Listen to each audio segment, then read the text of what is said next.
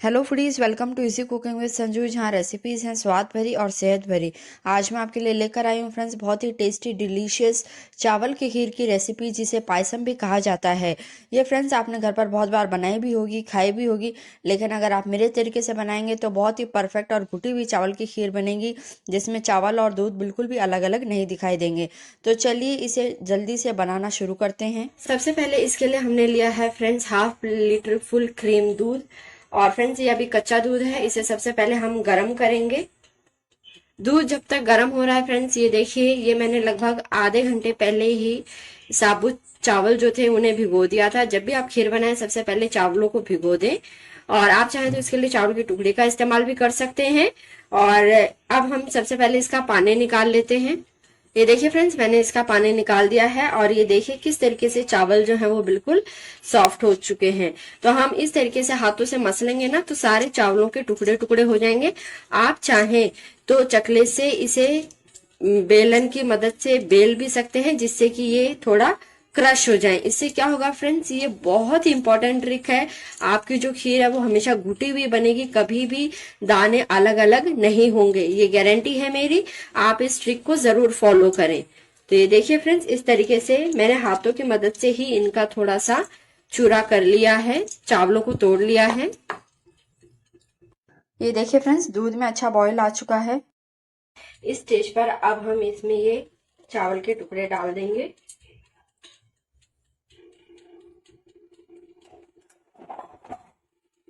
और इसे अच्छे से मिक्स कर लेंगे।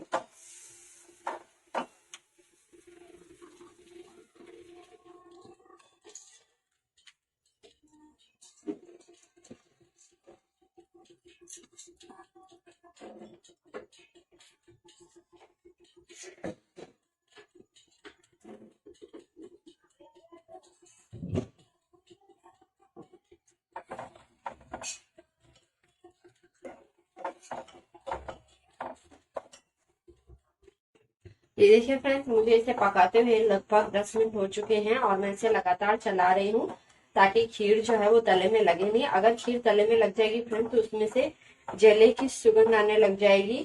तो आप इस बात का बिल्कुल ध्यान रखें, इसे लगातार तले में चम्मच को ले जाते हुए हिलाते रहें और चलाते रहें। इस स्टेज पे फ्रेंड्स, जब हमारी खीर थोड़ी आधी पक चुकी है, मैं इसमें डाल रही हूँ केसर वाला दूध। ये थोड़े से केसर के धागे थे, जिसे मैंने लगभग आधे कप में भिगोकर रख दिए थे। ये बिल्कुल ऑप्शनल है फ्रेंड्स, आप डालना चाहें तो डालें, अदरवाइज आप पूरी तरह से स्किप भी कर सकते हैं। इसमें फ्रेंड्स अब मैंने थोड़ी सी इलायची क्रश करके ले ली है, वो भी इसमें हम डाल देंगे। ये देखिए, इससे फ्रेंड्स हमारी जो खीर है उसमें इलायची का बहुत ही अच्छा सा फ्लेवर आ जाएगा। अगर आप इलायची पसंद नहीं करते हैं तो आप इसे भी पूरी तरह स्किप कर सकते हैं। और अब फ्रेंड्स हम चेक कर लेते हैं कि हमारी जो खीर है वो पकी है या नहीं पकी है।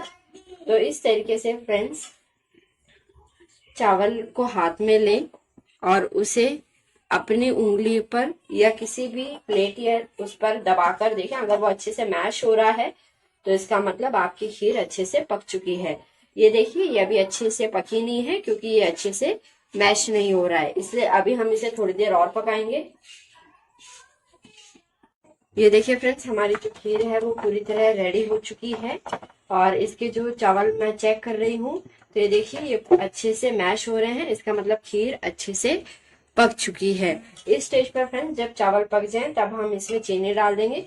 चीनी फ्रेंड्स आप अपने स्वाद के अनुसार कम या ज्यादा कर सकते हैं। मैं लगभग छोटी कटोरी, आधा कटोरी इसमें चीनी डाल रही हूँ, और चीनी डाल के हम इसे लगभग 2 से 3 मिनट और अच्छे से पका लेंगे ताकि चीनी अच्छे से घुल जाए।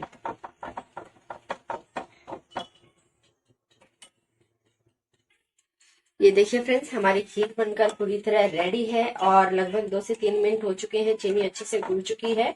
इस स्टेज पर अब मैं गैस की फ्लेम को बंद कर दूंगी और इसे ठंडा होने के लिए रख दूंगी। उसके बाद इसे सर्व करेंगे हम। ये लीजिए फ्रेंड्स, तैयार है हमारी डिलीशियस टेस्टी चावल की खीर, और बहुत ही टेस्टी, बहुत ही शानदार हमारी खीर बनके तैयार हुई है फ्रेंड्स।